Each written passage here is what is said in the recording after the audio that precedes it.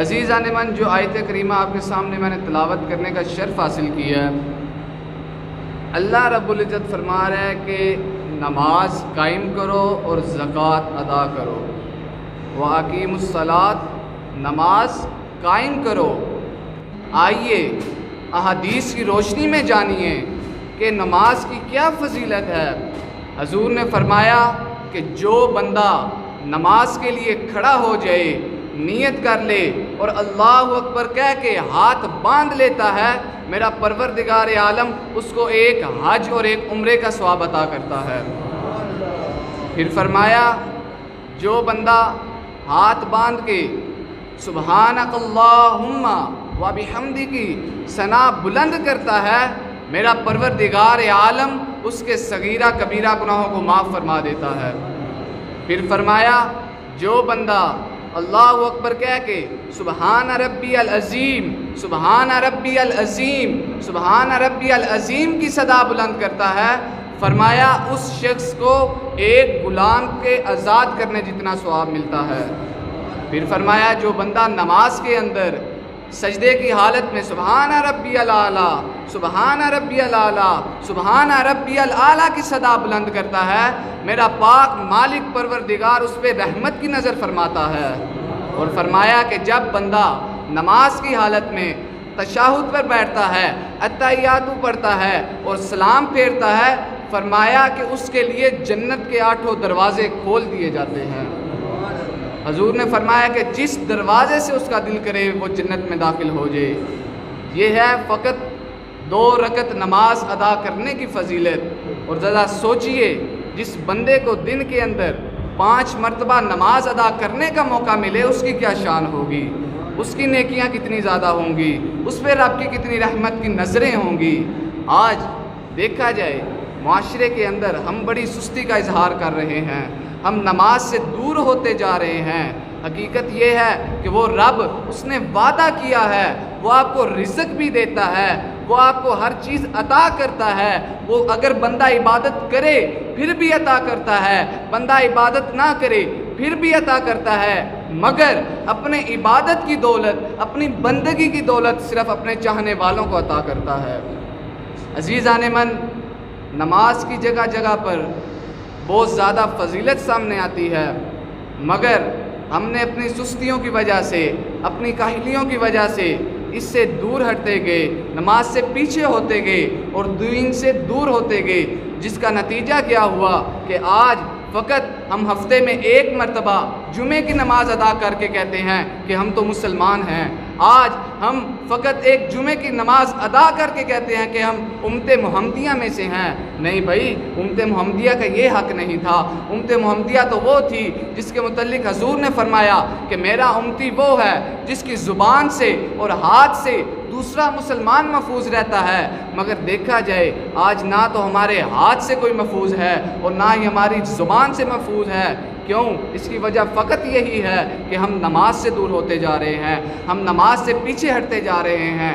شاعر کہتا ہے کہ نماز نفس کی عزت ہے اولیاء کی قسم، نماز قصہ وحدت ہے کبریا کی قسم، نماز خیر عمل کی طرف بلاتی ہے، نماز گفتگو اللہ سے کراتی ہے، نماز عبد کو معبود سے ملاتی ہے، یہی نماز گناہوں سے بھی بچاتی ہے، نماز قبر تلک ساتھ ساتھ جاتی ہے۔ آج ہم ایک نماز سے ہٹ گئے اور دیکھا جائے ہمارے اندر وہ کون سی برائی نہیں جو پہلی امتوں میں پائی جاتی تھی، جن کی وجہ سے ان پر عذاب آتا تھا، وہ کام ہم ابھی بھی کر رہے ہیں، مگر شکر اس بات کا ہے کہ امت محمدیہ کی وجہ سے ہمارے اوپر کوئی عذاب نازل نہیں ہوتا۔ آج ہم کوئی برا کام کر کر سوتے ہیں تو اٹھ کر ہمارے چہرے نہیں بگڑے ہوتے۔ آج اگر ہم کسی کا حق کھاتے ہیں تو ہمارے ماتھے کے اوپر نہیں لکھا جاتا جیسا کہ پہلی امتوں کے ساتھ ہوتا تھا۔ عزیزان من، نماز کے متعلق ایک اور احادیث ذہن میں آ رہی ہے کہ ایک بے نمازی قیامت کا روز ہوگا، سامان لگا ہوگا، ہر کسی کو اپنی اپنی پڑی ہوگی، اللہ کی بارگاہ میں ایک بے نمازی کو پیش کیا جائے گا اور پوچھا جائے گا اے نمازی بتا، اے بے نمازی بتا تو نماز کیوں نہیں تھا پڑھتا؟ تو وہ کہے گا یا اللہ تو نے مجھے بادشاہت عطا کی، میں सल्तनत की हिफाजत करता रहता था, मैं अपनी सल्तनत की हिफाजत में मशगूल रहता था, मेरे पास इतना वक़्त नहीं था होता कि मैं नमाज़ पढ़ लूँ, तो मेरा परवरदिगार फरमाएगा है फरिश्तों जाओ मेरे पैगम्बर हज़रत सुलेमान अलैहिस्सलाम को लेकर आओ। जब हज़रत सुलेमान अलैहिस्सलाम को कचहरी में पेश किया जाएगा तो अल्लाह फरमाएगा ऐ बेनमाजी बता तेरी सल्तनत ज़्यादा थी या मेरे नबी की सल्तनत ज़्यादा थी। इस बंदे ने कभी नमाज कज़ा नहीं की, तूने कभी नमाज अदा नहीं की, ऐ फरिश्तों ये झूठ बोल रहा है, इसे घसीट कर जहन्नम में डाल दो। अजीज़ान मन, इसी तरह एक और बेनमाजी को पेश किया जाएगा और पूछा जाएगा है बेनमाजी बता तू नमाज क्यों नहीं पढ़ता, तो वो अर्ज़ करेगा या अल्लाह मेरी औलाद ज़्यादा थी, मैं उनके लिए मसरूफ़ रहता था, मैं उनके खाने का एहतमाम करता रहता था, मैं उनकी ज़रूरियात को पूरा करने के लिए मसरूफ़ रहता था। तो अल्लाह रब्बुल इज़्ज़त फरमाएगा ऐ फरिश्तों जाओ जाओ हज़रत मेरे पैगम्बर हज़रत याकूब अलैहिस्सलाम को लेकर आओ। फरिश्ते हज़रत याकूब अलैहिस्सलाम को लेकर आएंगे। अल्लाह फरमाएगा बेनमाजी बता तेरी औलाद ज़्यादा थी या मेरे पैगम्बर हज़रत याकूब अलैहिस्सलाम की ज़्यादा थी। हज़रत याकूब अलैहिस्सलाम अपने बेटे यूसुफ की जुदाई में रोते रहे और इनकी आंखों की बनाई जाती रही, मगर इस बंदे ने कभी नमाज कज़ा नहीं की, नमाज के औकात का ख़ास ख्याल रखा, और तूने कभी नमाज अदा नहीं की। ऐ फरिश्तियों इसका उज़र भी झूठ है, ये बेनमाजी भी झूठ बोल रहा है, इसको भी घसीट कर जहन्नम में डाल दिया जाए। मेरे दोस्तों, इसी तरह एक और बेनमाजी औरत को पेश किया जाएगा। मेरा रब फरमाएगा ऐ बेनमाजी औरत बता तुझे किस चीज़ ने रोका, तू नमाज क्यों नहीं थी अदा करती। तो वो बेनमाजी औरत कहेगी या अल्लाह मेरा शोहर बड़ा सख्त था, वो मेरे पे बड़ा जुल्म करता था, मैं उसको राज़ी करने के लिए मसरूफ़ रहती थी, इसलिए मेरे पास नमाज पढ़ने का टाइम नहीं था। मेरा रब फरमाएगा ऐ फरिश्तों जाओ जाओ मेरी बंदी हज़रत आसिया को लेकर आओ। फरिश्ते हज़रत आसिया को लेकर आएंगे और अल्लाह फरमाएगा ऐ बेनमाजी बता तेरा शोहर ज़्यादा सख्त था या मेरी बंदी आसिया का शोहर फ़िरौन ज़्यादा सख्त था। यकीनन फ़िरौन ज़्यादा सख्त था, मगर मेरी बंदी आसिया ने कभी नमाज कज़ा नहीं की, हमेशा नमाज के औकात का ख्याल रखा, और तूने कभी नमाज अदा नहीं की। ऐ फरिश्तों ये भी झूठ बोल रही है, इसको भी घसीट कर जहन्नम में डाल दिया जाए। मेरे दोस्तों, हजूर ने तो इतनी शान नमाज की बयान की। एक जगह पर आता है, एक रवायत में आता है कि हजूर ने फरमाया जो बंदा फ़कत 2 रकात नमाज खलूस से दिल के साथ खड़ा होकर अदा करेगा, मेरा परवरदिगार आलम उसके इस तरह गुनाह माफ़ कर देगा, इस कदर गुनाह माफ़ कर देगा, फरमाया कि वो शख्स इस तरह हो जाएगा जिस तरह आज ही माँ के बदन से पैदा हुआ।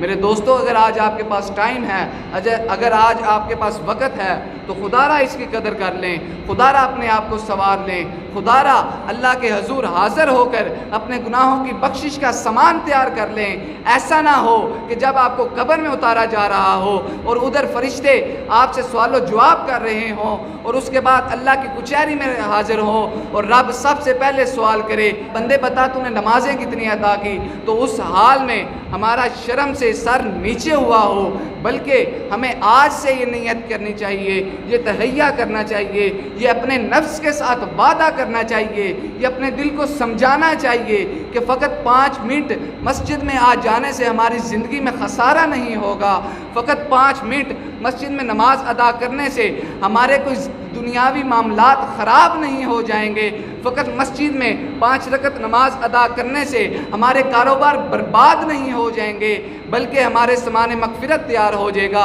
बल्कि हमारा परवरदिगार हमसे राज़ी हो जाएगा, बल्कि हम अपने गुनाहों की बख्शिश कर लेंगे। मेरे दोस्तों, आज से अपने आप से ये नियत कर लें कि हर बंदा 5 वक़्त की नमाज़ पढ़ेगा। हजूर ने फरमाया जो बंदा नमाज़ पढ़ने के लिए मस्जिद में आता है तो उसके एक एक कदम के बदले मेरा परवरदिगार आलम उसके नामा अमाल में सदका लिख देता है। हर एक कदम उठने वाला अगर आपका सदका लिख दिया जाए तो इसमें बुरा ही क्या है। अगर हर कदम उठने वाला आपके सामान में मग़फ़िरत तैयार का हो जाए तो इसमें बुरा ही क्या है। तो देखा जाए हम आज क्या कर रहे हैं। मेरे दोस्तों, जिस तरह आपके सामने मैंने पहले हदीस बयान की, ऐसा ना हो कि हम भी उन्हीं बेनमाजियों में से हों जो क़यामत के रोज़ अल्लाह के सामने रुस्वा हो, जो क़यामत के रोज़ अल्लाह के सामने शर्मिंदा हों, बल्कि आप नियत कर लें कि अपने आप से वादा कर लें कि अल्लाह रब्बुल इज़्ज़त हमें नमाज़ पढ़ने की तौफ़ीक़ अता फ़रमाए। दुआ है कि अल्लाह रब्बुल इज़्ज़त हम सबको अमल करने की तौफ़ीक़ अता फ़रमाए। तमाम हज़रात खलूस दिल के साथ خشوع کے ساتھ، انتہائی ادب کے ساتھ سنتے ادا کر لیں، اور نیت یہ رکھیں کہ ہم اپنے گناہوں کی بخشش کے لیے آئے ہیں، ہم اللہ کی بارگاہ میں حاضر ہوئے ہیں تاکہ اللہ ہم پہ نظر کرم فرمائے۔ وآخر دعوانا ان الحمد للہ رب العالمین۔